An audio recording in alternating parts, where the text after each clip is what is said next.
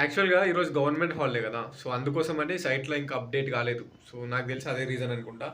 ఈ పాస్‌లో నేను కూడా ట్రై చేసిన పొద్దున. యాక్చువల్‌గా డేటు 31 లాస్ట్ డేట్ అంటే 31 అయిపోయినంక సో, ఎర్లీ మార్నింగ్ అంటే ఫస్ట్ రోజు మార్నింగ్ ఈరోజు అప్డేట్ కావాలి. సైట్‌లో ఎక్స్‌టెండ్ అయిందని డేటు.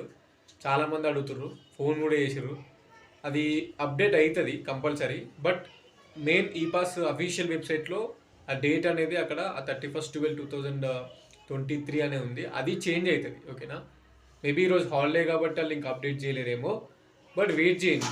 మేబీ రేపు కానీ ఎల్లుండి కానీ కంపల్సరీ ఆల్రెడీ వెయిటింగ్ న్యూస్లో వచ్చింది మనకు బయట. మార్చి వరకు ఎక్స్టెండ్ అయింది అనే న్యూస్ అయితే వచ్చింది.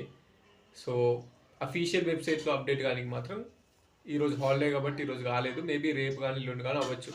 దాని గురించి టెన్షన్ ఏం అవసరం లేదు.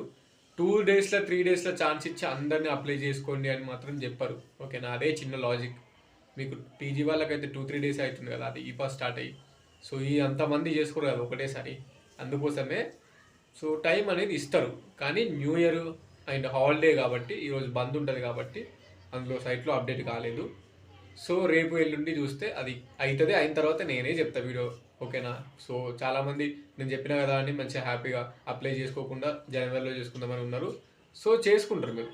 డేట్ ఎక్స్టెండ్ అవుతుంది. మీకు అది అఫీషియల్ వెబ్సైట్లో అప్డేట్ అవుతుంది. అప్డేట్ అయిన తర్వాత మీరు సంక్రాంతి హాలిడేస్లో సో ఫ్రీ ఉన్నప్పుడు మంచిగా నియర్ బై నెట్ సెంటర్ కానీ ఎక్కడికైనా వెళ్ళి చేసుకోండి.